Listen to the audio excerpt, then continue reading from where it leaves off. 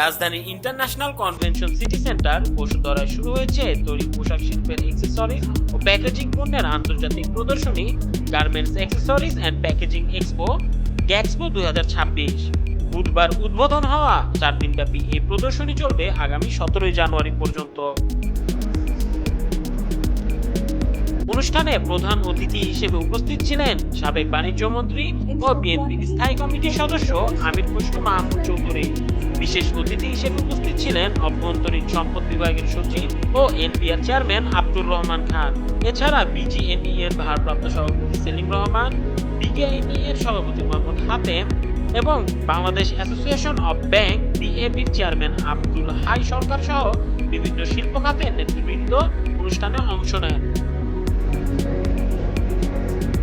উদ্বোধনী অনুষ্ঠানে Bangladesh garments accessories and packaging manufacturers and exporters association BGAPMEA জানায় 2024-25 অর্থ বছরে এ খাত থেকে মোট রপ্তানি আয় হয়েছে 7.45 বিলিয়ন মার্কিন ডলার। এর মধ্যে প্রায় 1 বিলিয়ন ডলার এসেছে প্রত্যক্ষ রপ্তানি থেকে।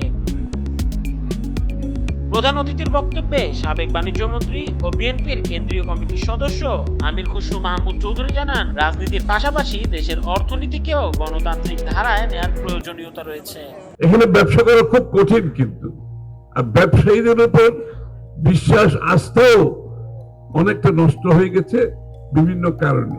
এই জন্য আমরা চাই যে বাংলাদেশের ব্যবসার ক্ষেত্রে একটা লেভেল প্লেইং ফিল্ড যাতে সকলের জন্য সমান থাকে। ডেমোক্রেটাইজেশন অফ দ্য ইকোনমির কথা আমরা বলছি, যে শুধু রাজনীতিকে গণতান্ত্রিক করলে হবে না, অর্থনীতিকে গণতান্ত্রিক করতে হবে।